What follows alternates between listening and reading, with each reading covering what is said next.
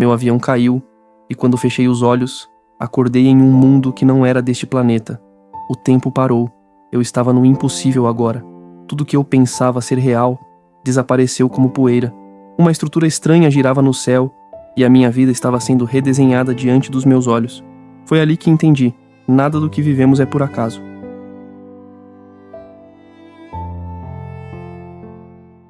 Eu sempre fui o tipo de pessoa que queria viver grandes aventuras. Desde menino, enquanto via aviões antigos na televisão em preto e branco, eu sabia que queria fazer parte de algo maior.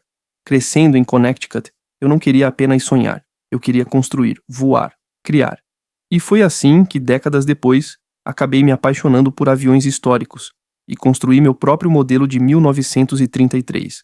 Um pequeno pulga voadora, uma máquina frágil mas cheia de charme. Em 6 de outubro de 2016, no meu segundo voo de teste, meu motor falhou no ar. Em segundos eu soube. Não havia tempo para planejar. Não havia pista suficiente, não havia espaço seguro. Apenas árvores, pedras e um pequeno lago distante. Tentei guiar o avião para a água, mas overshootei e bati nas árvores ao redor do lago. A 110 km por hora, cada batida nas árvores soava como trovões partindo madeira velha. As asas se despedaçaram. Tudo ao meu redor virou destroços, menos o pedaço do assento ao qual eu ainda estava preso.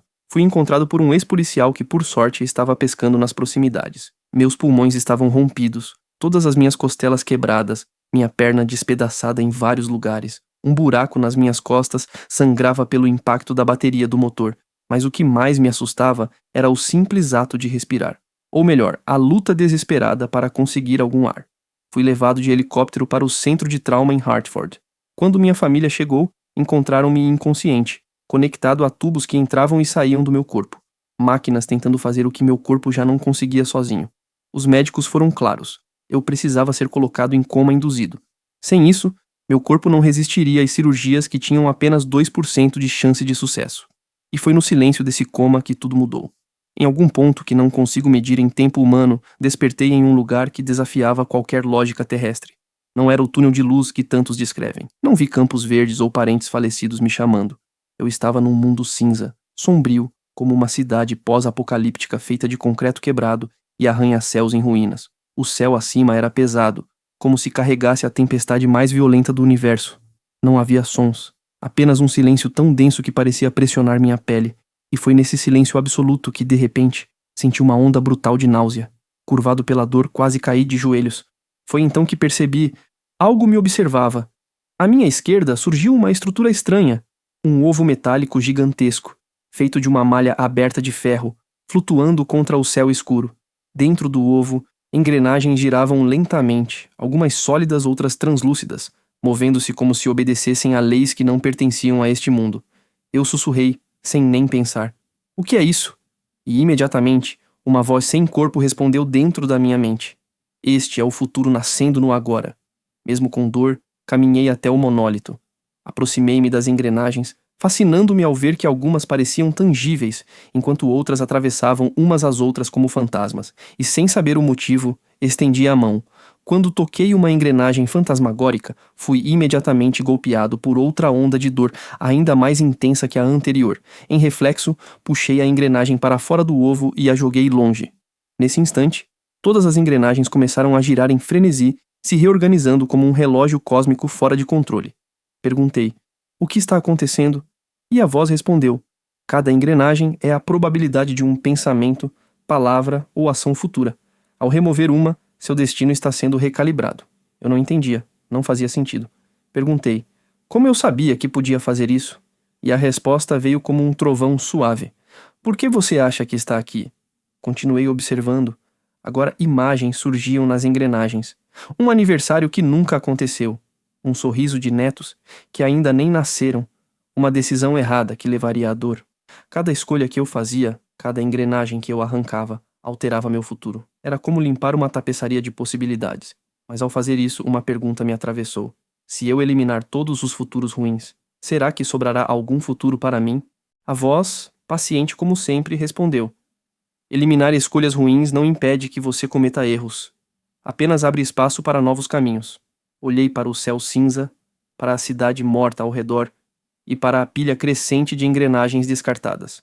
E percebi: eu estava no impossível agora, entre passado e futuro, decidindo quem eu me tornaria. sem lembrar nem mesmo quem eu era antes.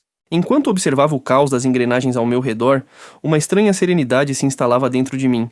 Cada engrenagem que eu removia parecia aliviar a dor no meu peito, mas também aprofundava a sensação de que eu estava desfazendo algo fundamental, como se ao limpar meu futuro de sofrimentos, eu estivesse também apagando partes do meu próprio caminho. Eu perguntei à voz: e se eu remover todas as possibilidades? A resposta veio, calma e inevitável. Então você não terá futuro, mas terá paz. Pela primeira vez compreendi. Às vezes, sofrer é parte do que nos mantém ancorados na vida. Sem desafios, sem dores, sem quedas, também não há movimento, nem transformação. Olhando para a pilha crescente de engrenagens descartadas, senti um impulso estranho. Queria colocar algumas de volta, aceitar certas dores, certos fracassos, como se, paradoxalmente, elas também fossem necessárias para me tornar quem eu deveria ser. Mas antes que pudesse agir, a voz falou novamente. Você rezou para ser livre, e aqui está sua resposta. Eu fechei os olhos e respirei, e nesse instante, percebi algo que ainda não tinha notado. O silêncio ao meu redor era absoluto. Sim, mas dentro de mim, uma nova melodia começava a soar. Não era música, era um estado de ser. Era a liberdade de escolher, de errar, de amar, de cair e levantar. Era a própria vida. A estrutura do ovo parecia ter cumprido seu propósito. Aos poucos, ela se dissolveu no ar denso, como se nunca tivesse existido, e diante de mim, uma nova visão se abriu. Uma luz suave atravessava o céu cinzento, pintando o horizonte com tons de dourado e violeta. E muito ao longe, como uma linha tênue separando dois mundos, vi a minha vida. Não como ela era, mas como ela poderia ser. Eu vi meus filhos que ainda não existiam. Vi sorrisos que ainda não tinha causado. Vi lágrimas que ainda não tinha enxugado. Vi abraços que ainda não tinha dado. E naquele momento entendi. O presente é o único lugar onde podemos tocar o futuro. Não é tentando adivinhar o amanhã. Não é se prendendo às dores de ontem. É aqui, agora. A voz, mais suave do que nunca, sussurrou. Você se lembra de quem é? Eu hesitei. A resposta não era um nome, uma profissão ou uma história. A resposta era um sentimento. Eu sou parte de tudo. E tudo é parte de mim. Era tão simples e tão imenso. Eu abri os braços, como se quisesse abraçar o próprio universo. E naquele instante, senti o impossível agora se fechando ao meu redor como um casulo de luz. Eu sabia. Estava na hora de voltar.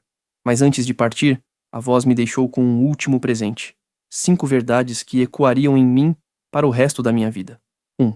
A melhor versão de si mesmo não é a mais forte ou a mais corajosa. É aquela que ama sem medo e perdoa sem condições. A arte de deixar ir é mais poderosa do que a arte de conquistar. Ao soltar, você voa. 3. Pensar de forma não linear. Ver além do preto e branco é onde mora a verdadeira sabedoria. 4. Viver autenticamente é mais espiritual do que seguir qualquer dogma. A alma reconhece a verdade sem necessidade de palavras. O sentido da vida não é algo que se busca fora. Você é a vida, e ser é o bastante. Quando abri os olhos novamente, estava no hospital. Máquinas apitavam suavemente. Tubos ainda conectavam meu corpo ao mundo físico. Meus familiares choravam. De alívio desta vez. Eu sorri, fraco, mas genuíno. Não porque a dor tivesse passado, mas porque no fundo do meu ser eu sabia. Eu havia voltado diferente. O homem que caiu do céu não era o mesmo que subiu. Agora cada respiração, cada escolha, cada pequeno gesto carregava um novo peso, uma nova responsabilidade. A de viver conscientemente, de ser parte do grande plano, de abraçar a beleza do incontrolável. E talvez, apenas talvez, o maior milagre de todos seja esse. Não mudar o mundo, mas mudar a forma como você escolhe caminhar por ele. A história de Jim nos lembra de algo profundo.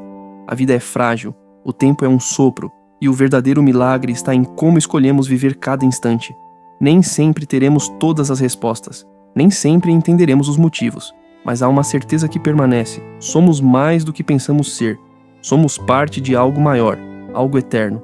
Que a coragem de Jim ao enfrentar o impossível agora nos inspire a soltar os pesos que carregamos, a buscar a autenticidade e a viver com mais amor, mais consciência, mais propósito.